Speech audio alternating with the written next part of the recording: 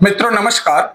मित्रों आज एक बार पुनः काशी एक रहस्य की इस श्रृंखला में मैं आप लोगों के साथ काशी के मेले इस विषय पर चर्चा करूंगा, जिस पर प्रकाश डालने के लिए हमारे साथ उपस्थित हैं प्रोफेसर उषा रानी तिवारी जी। महोदया प्रणाम। बहुत बहुत आभार और आपको नमस्कार। महोदया सबसे पहले तो मैं आपको बधाई देना चाहूंगा कि जिस तरीके से आप काशी में रह करके शिक्षा के माध्यम से आपने अपनी सेवा दे रखी है, तो उसके लिए निश्चित रूप से आप बधाई के पात्र हैं। तो धन्यवाद रुपेश जी।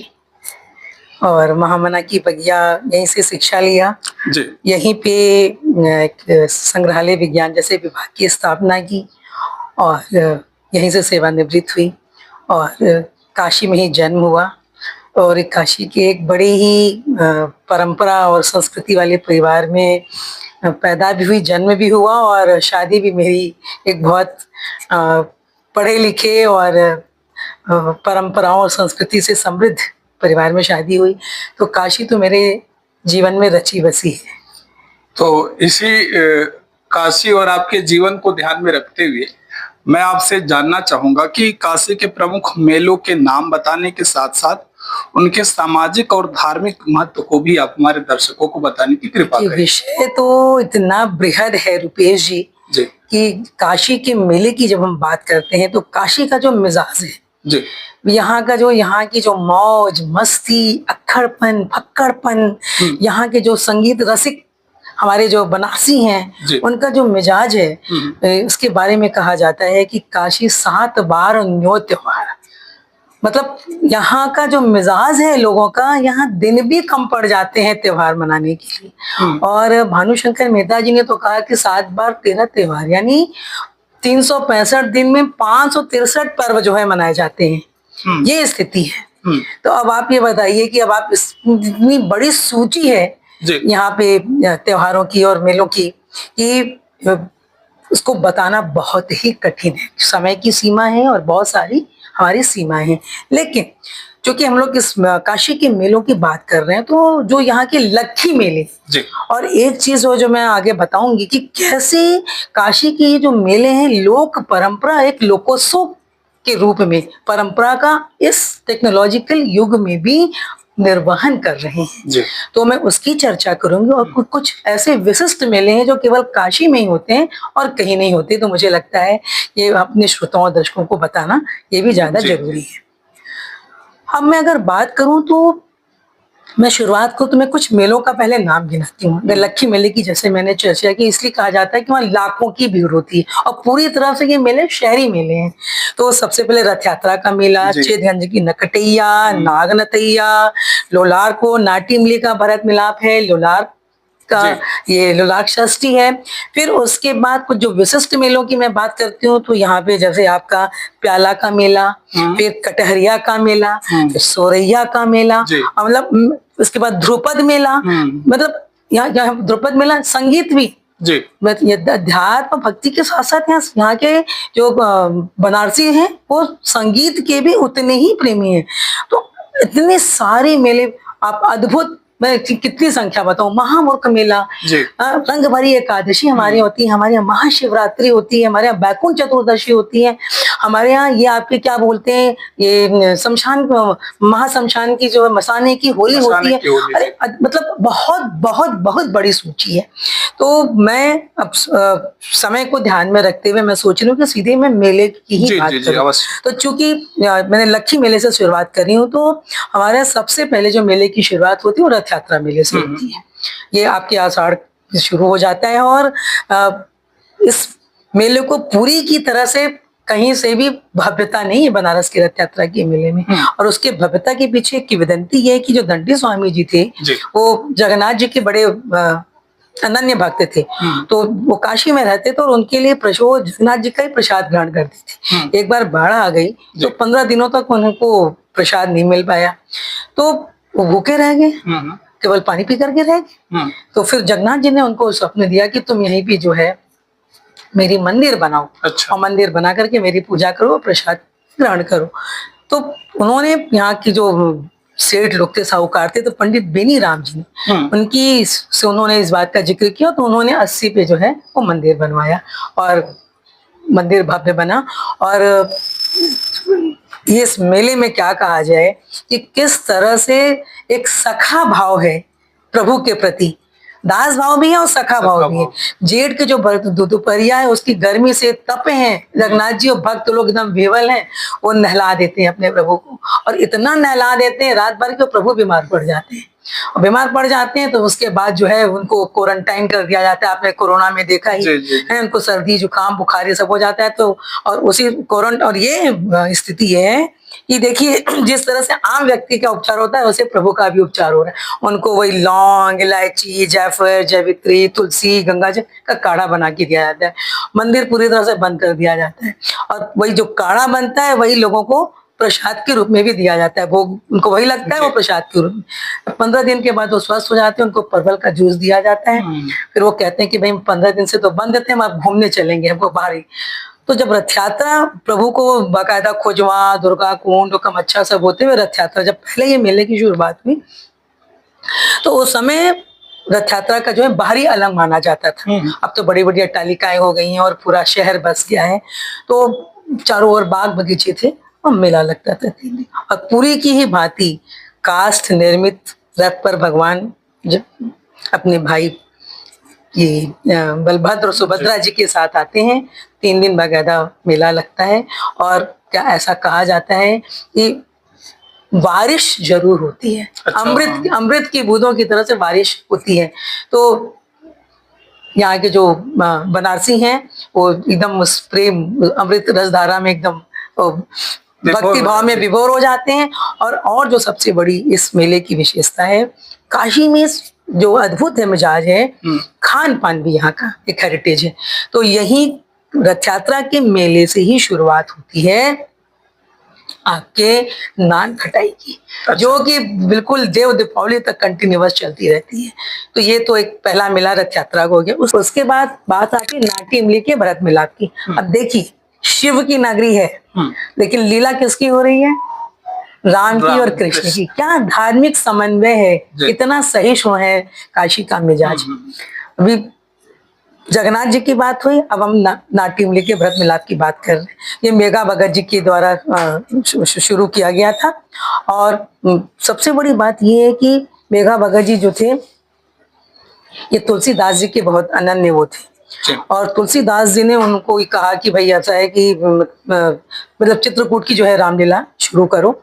और हुआ क्या कि जब तुलसीदास जी ने उनका महाप्रयाण का समय आ रहा था तो उन्होंने कहा कि मैं भी आत्महत्या कर लूंगा, मैं आपके बिना कैसे रहूंगा। तो उन्होंने कहा नहीं, तुम हनुमान की भक्ति करो।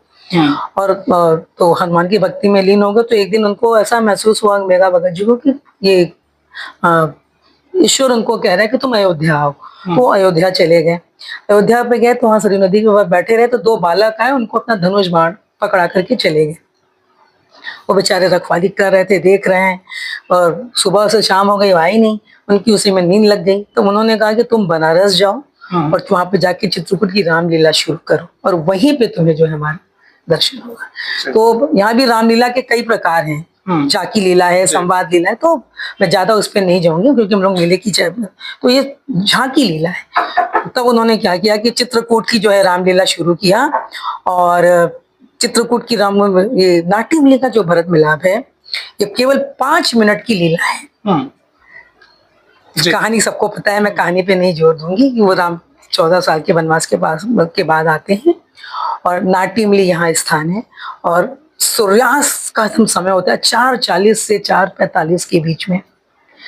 और दोनों भाई दौड़ करके आते हैं। अद्भुत दृश्य होता है। मैं तो बचपन से मैंने उस लीला को देखा है, महसूस किया, पर तो पूरे रोंगटे खड़े हो जाते हैं। उस लीला का वर्णन करना असंभव है, खाली महसूस किया जा सकता है। और नाट्य इमली का जो क्षेत्र है पूरा घर, दरवाजे, छत, खिड़कियां भरा रहता है। 5 मिनट के उस दृश्य देखने के लिए लोग व्याकुल रहते हैं। और इस मेले की जो दूसरी विशेषता है वो ये है कि काशी नरेश आते हैं। तो देखिए यहाँ जनता भी दर्शक है, सत्ता भी दर्शक है। और प्रेम, परंपरा, भक्ति, अध्यात्म, इन जो चतुष्टय है पूरा दर्शन जो है हमें मिलता है। मतलब काशी नरेश भी वैसे ही आम जनता की भांति आते हैं, प्रभु का उस लीला का दर्शन करते हैं और एक सोने की गिन्नी, एक मुहर उनको करके जाते हैं। एक दूसरी विशेषता है इसकी है कि जब चारों भाइयों का मिलन हो जाता है तो चारों ओर वो अपनी अलौकिक छटा देख करके घूम घूम करके वो दर्शन देते हैं। यादों बंधुओं को तैयार किया जाता है पूरे साल जी। वो होड़ लगी रहती है, वो सफेद कपड़ा पहन के, वो लाल दुपट्टा और करके, और रथ को, तब भारी रथ होता है, वो रथ को खींच के लेके जाते हैं। मैं बहुत जल्दी जल्दी, बहुत संक्षिप्त में, बहुत ये स्थिति ये है रुपेश जी कि एक एक मेले पर एक एक घंटा बोला जा सकता है जी। लेकिन चूंकि हमें अपने गागर में सागर करना, बिल्कुल गागर में सागर, तो मैं बस एकदम जो विशिष्टता है उस मेले की मैं उसी पे ही ज्यादा फोकस करूंगी। अब मैं तीसरे मेले की बात करती हूँ, नागनथैया का मेला। जी। अभी नाट्यमली की रामलीला से अब हम कृष्ण लीला की ओर आते हैं।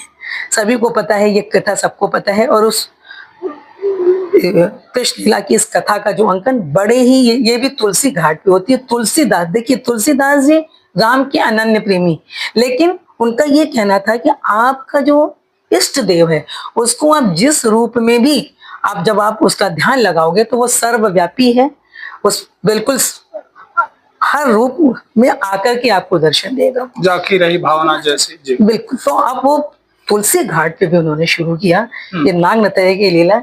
ये लीला भी आपकी आश्विन उसमें कार्तिक माह में होती है। कई लीलाएं होती हैं लेकिन मेन जो लीला है ये नागनथैया, पूतनाबाद है, ये बहुत सारी लीलाएं हैं लेकिन ये लीला नागनथैया की ज्यादा फेमस है। इसमें भी काशी नरेश आते हैं और जो कदम्ब का वृक्ष है वो विशंबर नाथ जो हमारे महंत जी हैं उनके यहाँ से आता है। सब लकड़ी का ही बना होता है सब कुछ, चाहे वो जो नाग है वो लकड़ी का बना, ये सारी चीजें, लेकिन जैसे सब लगता है इतना सजीव है। और उसको भी देखने के लिए लाखों की पूरी भजन मंडली होती है। पूरी कथानक वही है कि कृष्ण आते हैं अपने बाल सखाओं के साथ और कंदुक खेलते हुए, और कंदुक जो है उनकी यमुना में, उसमें गंगा जो है यमुना स्वरूप धारण कर लेती है, वो यमुना में चली जाती है। तो मित्र बड़े हो जाते हैं लेकिन कहते हैं कृष्ण तुम ही ला सकते हो, और तो कोई ला नहीं सकता भाई, क्योंकि तुम्हारे पास ही सब वो है, और इतना विशैला पानी। दोस्तों की बात सुन के वो तो प्रभु हैं, वो कूद जाते हैं। अब 2 मिनट के लिए रुपेश जी जो वहां के दर्शक होते हैं सब की जैसे लगता है सब माँ यशोदा बन जाते हैं, जैसे उनका लल्ला ही गया है जमीन में, सॉरी ये पानी में और परेशान हो जाते हैं कि अंदर तो कालिया नाग विशाला बैठा है, लल्ला मेरा वापस आएगा कि।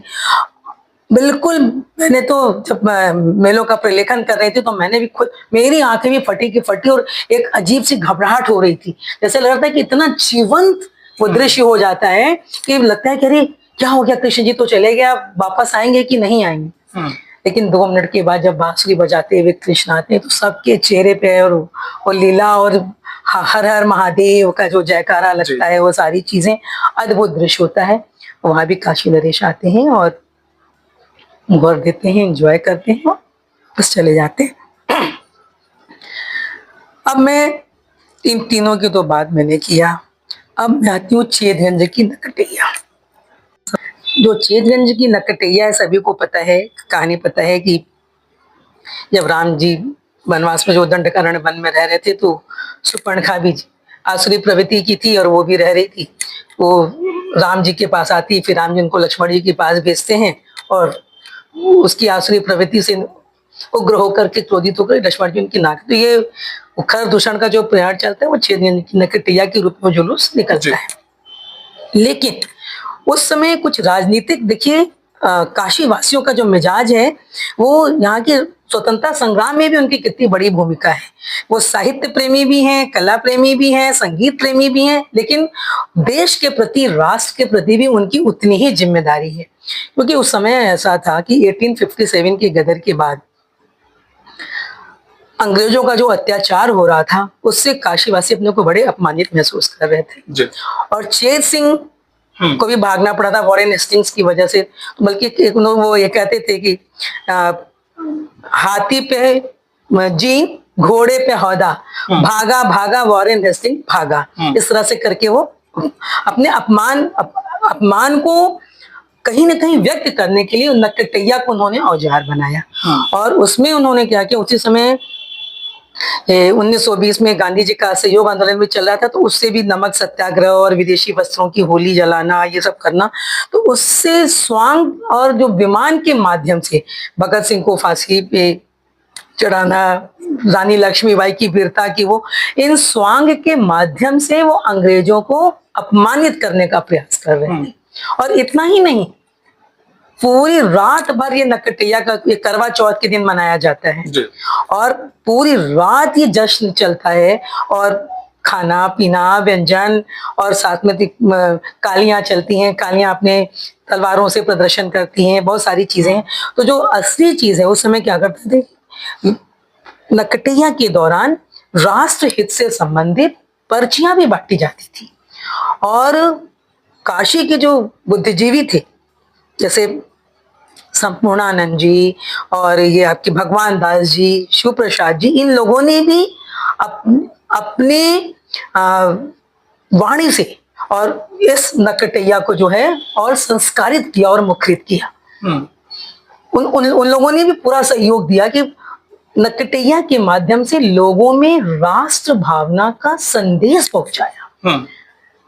तो देखिए काशी का मिजाज कि कैसे उन्होंने अंग्रेजों के प्रति, खुल के तो बहुत बोला नहीं जा सकता था अंग्रेजों के खिलाफ, तो उन लोगों ने नकटैया के माध्यम से अपना रोष और क्रोध प्रकट किया अंग्रेजों के प्रति। तो ये भी हमारे लक्की मेले की उसमें आती। मैं बहुत संक्षिप्त में बोल रही हूँ क्योंकि फिर कवर करना बड़ा मुश्किल है। ये तो 4 तो हमारे लक्की मेले हो गए। अब मैं बात करूंगी, मैं अब इसको करोड़ी मेला कहते हैं। और मैं क्या, अभी 1-2 लोगों ने और भी, मुझे नाम अभी नहीं याद आ रहा है, क्योंकि अब ये वैश्विक स्तर पे हो गया है देव दीपावली। अगर हम देव दीपावली की चर्चा करें तो पहले तो हम थोड़ा सा जाएं कि देव दीपावली नाम क्यों पड़ा। क्योंकि हमारे सनातन परंपरा में, सनातन संस्कृति में इस दिन का बहुत महत्व है। इसलिए महत्व है क्योंकि आज ही के दिन शिव जी ने त्रिपुरा राक्षस का वध किया था। आज ही के दिन गोधूली बेला में मत्स्य अवतार लिया था विष्णु ने। आज ही के दिन दुर्गा जी को सारी शक्तियां जो है दी गई थी। इस वजह से बहुत, गुरु नानक जयंती है ही, हमारे यहाँ हनुमान जी का भी वो मनाया जाता है। मतलब इस तरह से देखें तो बहुत इस दिन का महत्व है। तो इन सब की खुशियों में देवताओं ने दीपावली मनाई थी, इसीलिए इसको देव दीपावली कहते हैं। अब मैं काशी के संदर्भ में इसकी बात करूं तो अहिल्याबाई ने 18वीं सेंचुरी की उत्तरार्ध में इसकी पंचगंगा घाट पे हजारा की स्थापना करके किया था। लेकिन ये बीच में ही परंपरा बंद हो गई। अच्छा, तो हजारा तो चलता रहा पंचगंगा, लेकिन बाद में ये परंपरा ये डिसकंटिन्यूएशन में हो गया। और बागेश शास्त्री जी और उसके अलावा और भी उनके इष्ट मित्र, इन लोगों ने मिल करके, उनके दिमाग में था कि ये देव दीपावली का आयोजन होना चाहिए। तो उन्होंने 1984-85 में पंचगंगा घाट से शुरू किया। फिर दूसरे वर्ष उन्होंने पहले 5 घाट पे शुरू किया, फिर उसके बाद 15 घाटों पे हुआ, फिर 25 घाटों पे, कुछ इस तरह से करके उन्होंने धीरे धीरे हर वर्ष इसकी संख्या बढ़ाते गए। और 2000 के बाद तो फिर उन्होंने खाली घाट ही नहीं, बनारस में जितने कुंड भी, बनारस कुंडों का जल तीर्थ है, बहुत सारे हमारे यहाँ राम कुंड है, आपके इधर शंकुल धारा है, बहुत सारे लक्ष्मी कुंड है, कुंडी कुंड है, दुर्गा कुंड है, कुंडी कुंड है। तो सब जगह फिर जो है उन्होंने इसकी परंपरा शुरू की। और आज वैश्विक स्तर पर तो ये स्थिति हो गई है कि आपने को सामाजिक और धार्मिक महत्व की बात की, तो धार्मिक महत्व तो है ही, और सामाजिक महत्व ये है कि कोई छोटा नहीं है, कोई बड़ा नहीं है, सब काशी के इन मेलों में समान रूप से सहभागिता होती है। और दूसरी बात यह कि बहुत सारे होटल, लॉज, छोटे छोटे, मतलब 6 महीने पहले से ही देश विदेश से बुकिंग शुरू हो जाती नावों की। लोग देव दीपावली की अलौकिक, जैसे लगता है कि पूरा आसमान के सारे सितारे धरती पे उतर आए। अद्भुत, वो तो पिक्चर के माध्यम से आप दिखाएंगे तो लोगों को और आनंद आएगा। अद्भुत दृश्य होता है। और अब तो ये स्थिति हो गई है कि बागेश शास्त्री जी ने उसको वैश्विक स्तर पे इसका आयोजन होने लगा है। और अब तो बड़े बड़े सेलिब्रिटीज आने लगे हैं, बड़े बड़े आपके कलाकार आने लगे हैं। अब साथ साथ देव दीपावली के साथ साथ अब ये आपके संगीत और ये कई तरह के और आयोजन भी होने लगे हैं, तो बहुत इसको वैश्विक स्वरूप इसका दे दिया गया। तो करोड़ी मेला भी हो गया है, और ये भी काशी के ही मिजाज को दिखाता है कि ये काशी वासी ही कर सकते हैं।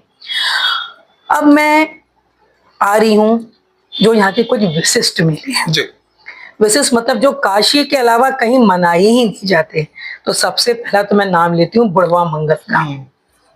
अब देखिए काशी, जब इधर होली बीत गई, ये सब बीत गया, अब काशी वालों को लगता है कि भैया कुछ तो चाहिए मनाने को। मैंने कहा ना कि उनको तो 7 बार 9 त्योहार वाले दिन भी कम पड़ जा रहे हैं, उनका इतना जो मिजाज है। तो जो दिन कम पड़ जा रहे हैं तो भाई उनको तो कुछ न कुछ मनाना है। तब बुढ़वा मंगल की परंपरा शुरू हो गई। अब बुढ़वा मंगल को भी लेकर के बहुत सारी, ये सब लोकोत्सव हैं जी। आम जनता ही। और काशी नरेश तो आप जानते हैं कि काशी की जो जनता है वो अपने नरेश में महादेव को देखती है। और काशी नरेश भी इन सारे लोकोत्सव में अपनी पूरी उपस्थिति ही नहीं केवल दर्ज कराते, बाकायदा आनंद लेते हैं इन मेलों का आम जनता के साथ बैठ करके, और इनाम स्वरूप कुछ न कुछ भेंट दे करके भी जाते हैं। तो बुढ़वा मंगल की बात करें तो उसको शुरुआत करने में कुछ 1-2 लोगों में भेद है, लेकिन जेम्स प्रिंसेप जो इलस्ट्रेटेड बनारस में भी है कि ये मीर रुस्तम अली के द्वारा ही 17th सेंचुरी के अपराध में इसको शुरू किया गया था। कुछ लोगों का कहना था कि काशी नरेश ने किया है, लेकिन जो बाकी जो जितने भी सोर्सेज हैं वो सोर्सेज के माध्यम से यही है कि मीर रुस्तम अली ने शुरू किया। पहले ये 3 दिनों का मेला होता था, और बहुत अगर अंदर जाए तो पहले दुर्गा कुंड से ही शुरू होता था। अच्छा। और बाद में ये फिर बुढ़वा मंगल, वो होली के ठीक बाद जो पहला मंगल पड़ता है उसी दिन इसको मनाया जाता है। अभी इस वर्ष बजड़े पे तो नहीं मनाया गया, सुबह बनारस ने इस वर्ष किया है। बुढ़वा मंगल मनाने के में भी कई सारी आरोह अवरोह आती। हुआ कि जिस समय ब्रिटिश काल में कुछ समय के लिए इसको बंद कर दिया गया था।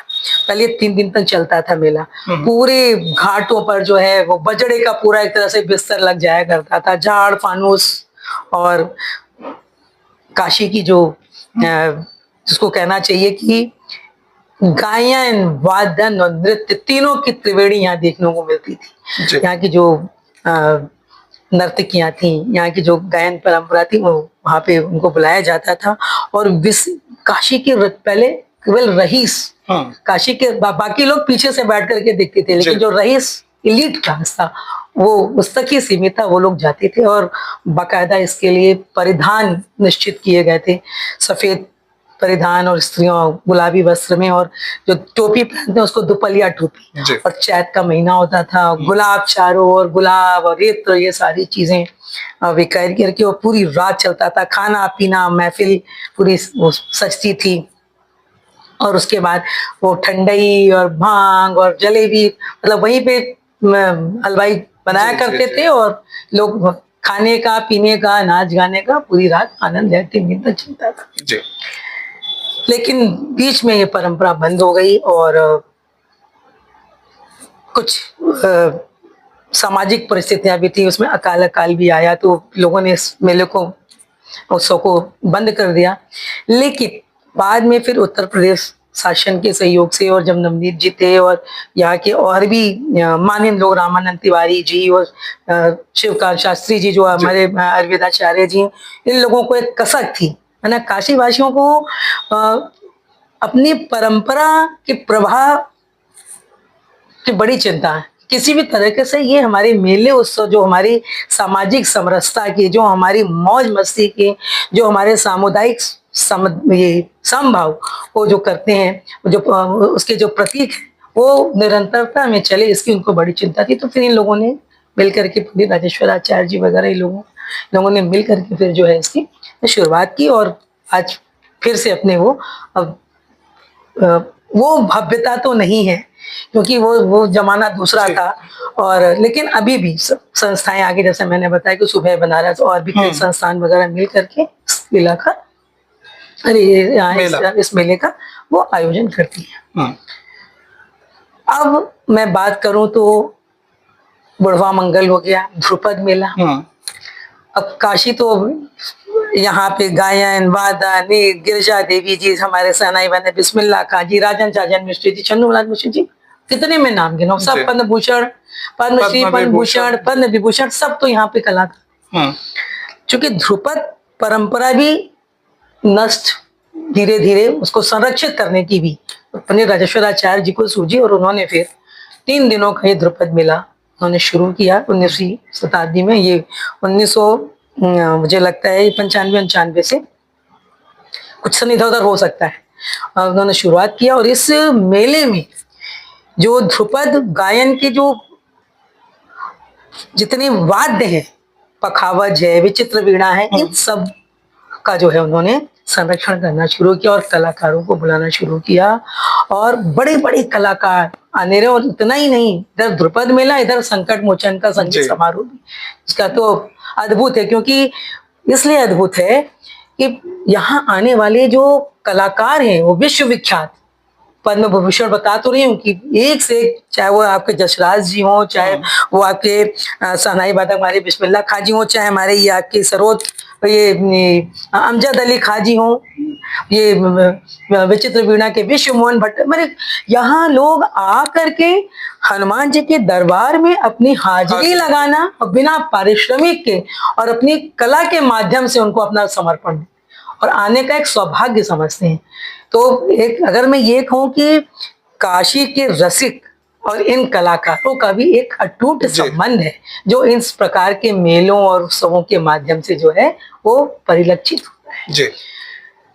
यही नहीं, अब तो मैं तो देख रही हूँ, आए दिन आप अखबारों में देखते होंगे कि कहीं न कहीं, चाहे वो दुर्गा कुंड दुर्गा जी के मंदिर में संगीत समारोह हो रहा है, चाहे वो आपके हनुमान प्रसाद पधार महाविद्यालय में हो रहा है, वो आपकी जो दुर्गा कुंड पे जो धर्म संघ मंडल है, कहीं न कहीं हर दिन आपको जो है यहाँ पे संगीत समारोह होते हुए, वो बिल्कुल ये जो कहावत है कि 7 बार 9 त्योहार, वो एकदम चरितार्थ हो रही है कि एक एक दिन में 2-2 3-3 त्योहार और समारोह मेलों की जो है यहाँ पे परंपरा है। अब एक और यहाँ का जो विशिष्ट मेला है वो ये कटहरिया का मेला। अब नाम ही है कटहरिया, तो कटहल बहुत बिकता है। पहले बड़ा भव्य रूप से यहाँ भी काशी नरेश आते थे, बड़े भव्य रूप में कजरी खूब गाई जाती थी, कजरी की किताबें वगैरह बहुत मिलती थी। ये आपकी जो द्वारकाधीश जी का मंदिर जहाँ पे शंकुल धारा पे ये मेला लगता था। लेकिन अब इस मेले की भव्यता खत्म हो गई है, लेकिन अभी भी मनाया तो जाता है और जीवित है। लेकिन एक इसको संरक्षित करने की आवश्यकता है, क्योंकि जिस रूप में जीवित है, अगर उसको नहीं संरक्षित किया गया तो ये आगे आने वाले 2-4-5 वर्षों में मुझे लगता है बहुत ही धीरे धीरे परंपरा खत्म हो जाए। फिर एक दूसरा मेले की मैं बात करूं तो प्याला का मेला। ये आपके रामेश्वरम में लगता है जी। और नहीं, सॉरी, रामेश्वरम में नहीं, चौका घाट।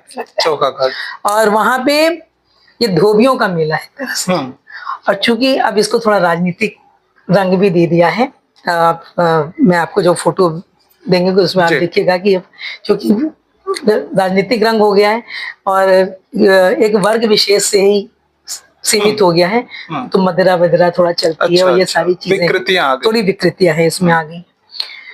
अब एक दूसरे मेले की मैं अगर बात करूं तो वो है गाजी मियाँ का मेला। अब गाजी मियाँ का मेला क्या है, ये बकरिया कुंड पे उनकी समाधि है। अब इसके पीछे ये गंगा यमुनी जो काशी की अपनी एक तहजीब है, गंगा यमुना तहजीब की पूरी मिसाल है ये मेला।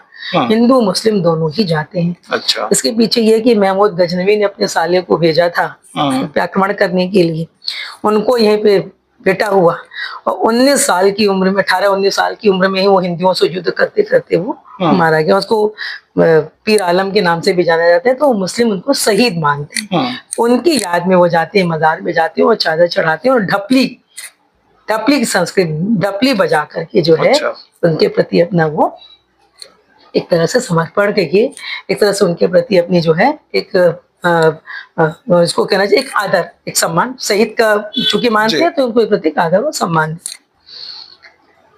फिर हिंदू जाते हैं, बिल्कुल मैंने कहा गंगा यमुना तहजीब की परंपरा है ये। इस मेले में हिंदू और मुस्लिम दोनों जाते हैं। ये काशी का तो मिजाज है भाई। जी। ये शिव की नगरी है। यहाँ पे बैकुंठ चतुर्दशी में आप देखिए ना, बैकुंठ चतुर्दशी के दिन शिव पे को तुलसी चढ़ाई जाती है और विष्णु को बेलपत्र चढ़ाया जाता है। ये काशी में ही हो सकता है। ये काशी का ही मिजाज है जी। अद्भुत है काशी का मिजाज। अब मैं अगर बात करूं तो बहुत जल्दी कह रही हूँ कि मैं सोचती हूँ कि ज्यादा से ज्यादा को मैं कवर कर सकूं। अब मैं बात करूंगी वेद व्यास जी का मेला। ये रामनगर में होता है। मैं वहीं के महंत परिवार से हूँ। अच्छा तब तो आपको आप जान ही रहे हैं वेद व्यास जी का। आम दर्शकों के लिए, आम दर्शकों के लिए तो व्यास जी काशी के मिन्ना रह करके और गंगा के उस पार रामनगर में दुर्गा मंदिर के समीप एक साहूपुरी क्षेत्र है और वहां पे व्यासेश्वर मंदिर है और वहीं पे उनका मंदिर स्थापित किया गया और वहीं पे ये मेला लगता है। अब मैं आती हूँ रामेश्वरम जी का लोटा भंटा मेला। नाम देखिए, अद्भुत नाम है। यह सब कहीं नहीं मेले होते। अब लोटा भंटा मेला ये एक तरह से रामेश्वरम में ये एक काशी के खान पान की संस्कृति का मेला है। इसको पूरा बाटी चोखा बनता है। लोग जाते हैं, शिव की पूजा अर्चना करते हैं, गो अभिषेक करते हैं और बाकायदा मैं फोटो के माध्यम से देखूंगी वो खूब लोग जो है बाटी चोखा बनता है और वहीं पे बनाते हैं और उसका आनंद लेते हैं। तो वही भंटा लोटा भंटा अपना वहीं पे गंगा जी में नहाना स्नान करना और उसके बाद खाना। ये सब विशिष्ट मेले हो गए। अब एक और जो मैं मेले की बात करती हूँ कि काशी में बहुत से ऐसे स्थल है सब ऊर्जा के स्रोत हैं। तो लुलार्क कुंड, लुलार्क षष्ठी। अब नाम लुलार्क कैसे पड़ा? वही देवोदास वाली कहानी। तो भोले बाबा को काशी वापस आना था तो उन्होंने पहले 64 योगिनों को भेजा। वो यहाँ के सौंदर्य पे आके वो भी यहीं बस गए। फिर सूर्य को भेजा कि देख की स्थिति बना के आओ तुम्हें हो। सूर्य भी आए तो लोलार्क मतलब यहाँ का सौंदर्य चंचलता यहाँ की देख कर अर्क माने सूर्य भी यहीं बस गए। लोलार्क कुंड जो है वो जो निसंतान दंपति आज के इस टेक्नोलॉजिकल युग में भी आस्था, मुझे लगता है कि लोक पर्व, लोक आस्था, लोक विश्वास से ही देवताओं को भी देवत्व की प्राप्ति होती है जी। तो जो निसंतान दंपति हैं वो बाकायदा पूरा एक कूप की तरह से कुंड है, वो आते हैं वहीं स्नान करते हैं। बाकायदा जो भी वस्त्र पहने होते हैं, यहाँ तक कि स्त्रियां जो चूड़ी है, ये है और भी सारी चीजें, सबको वस्त्रों को पूरा छोड़ करके निकल जाते हैं। और एक और भी मान्यता है कि नहाने से पहले यहाँ किसी एक सब्जी या फल को छोड़ा जाता है। तो वो सब्जी फल को छोड़ते हैं और वहीं पे सूर्य की एक प्रतिमा भी है, शिवलिंग भी है, लोलार्कादित्य नाम से स्थापित है। और इतना ही नहीं, जब उनको संतान की प्राप्ति होती है तो मुंडन वगैरह भी उसका ला करके वो यही कराते हैं। तो इस प्रकार से हम देखें तो पूरा एक अब और एक यहाँ की जो विशिष्ट परंपरा है मसाने की होली। मैं जिक्र करना चाहूंगी क्योंकि आप चित्रों के माध्यम से दिखाएंगे यहाँ काशी में मृत्यु भी एक उत्सव है। काशी वासी को मृत्यु का भी दुख कम हो जाता है, दुख की जो तीव्रता है वो कम हो जाती है, क्योंकि वो जानते हैं ना कि शिव उनके कान में जो तारक मंत्र फूकेंगे तो मृत्यु तो मिलनी है।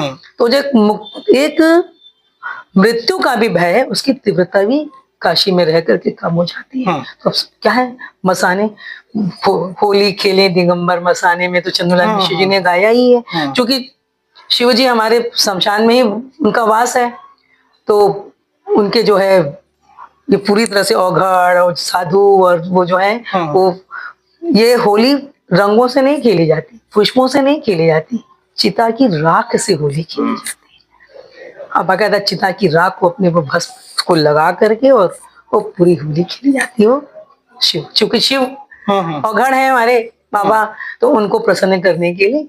तो ये भी काशी की अपनी विशिष्टता है जी। और मणिकर्णिका घाट पे ही जी जहाँ पे चिताएं जलती है। अद्भुत। देखिए सब काशी के मेलों के लिए हर स्थान नियत है कि कहाँ कौन से मेले मनाए जाएंगे और इसके बाद शमशान की होली हो गई। अब मैं बात करती हूँ शिवरात्रि के बाद रंग भरी एकादशी का भी मैं जिक्र नहीं करती तो मुझे लगता है कि अधूरापन होगा। जी जी।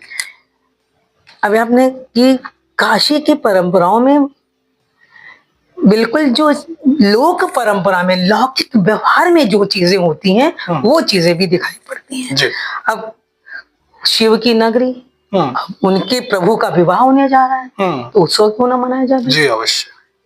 तो शिवरात्रि के बाद शिवरात्रि हो गई, अब प्रभु माता को लेकर के आएंगे, उनकी गृहस्थी बसने जा रही है, भक्त अवघड़ बड़े खुश हो रहे हैं भक्तगण के, चलो अब तो हमें भी खाने पीने को सब मिलेगा। तो बकायदा यहाँ पर पंडित जो महेंद्र कुलपति तिवारी जी, उनके यहाँ बकायदा गौने की रस्म शुरू हो जाती है और बिल्कुल पार्वती जी को वैसे ही सजाया जाता है, उनको हल्दी लगती है, उनकी सारी चीजें होती हैं, उनको मेहंदी लगती है, उनका श्रृंगार किया जाता है, जैसे लौकिक व्यवहार में जो है गाना बजाना सब कुछ वैसे ही होता है।